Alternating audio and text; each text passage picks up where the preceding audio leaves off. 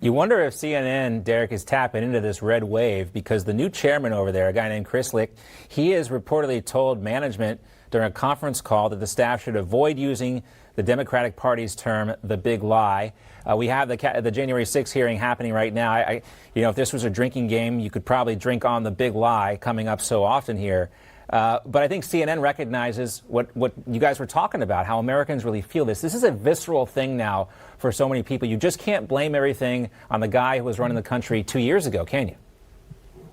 No, and this has gotten ridiculous now. What the Democrats ostensibly have been doing is they try to use all these other different issues to cover up what's actually affecting people every single day. And, I mentioned earlier, June 21st, we have an election coming up. Elections do have consequences. And what we're seeing on the district, we've been running around the district from top to bottom. Just last night, we were in Orange County, and I was speaking with a gentleman. And I said, "Hey, sir, how you doing?" While he was pumping his gas, and he said, "Not good."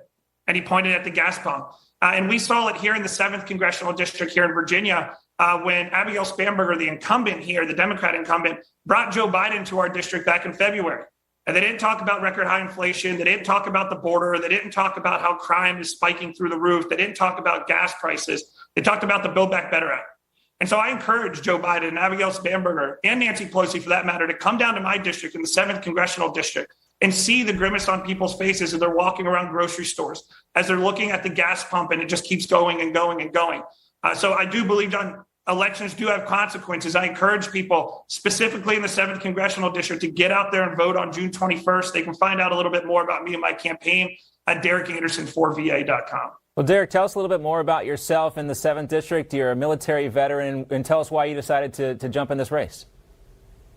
Yeah, John, so my background, I grew up in the heart of the district in Spotsylvania County. I ended up going to school at Virginia Tech, and then I spent a little over 10 years in the Army. I did 6 deployments overseas, and I was a Green Beret. So I led 2 Special Forces teams over the course of those 5 deployments.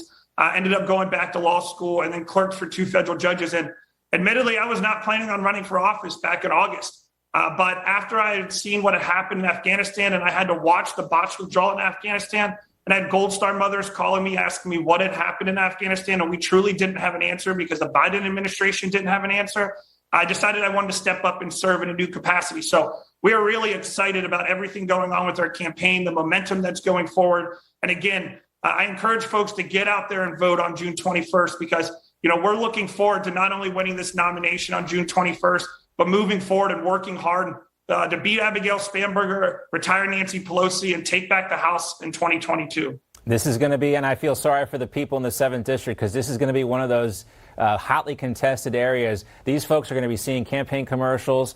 Nothing against you, but this is the way the world works. But we're seeing this already. This is going to be a hot race.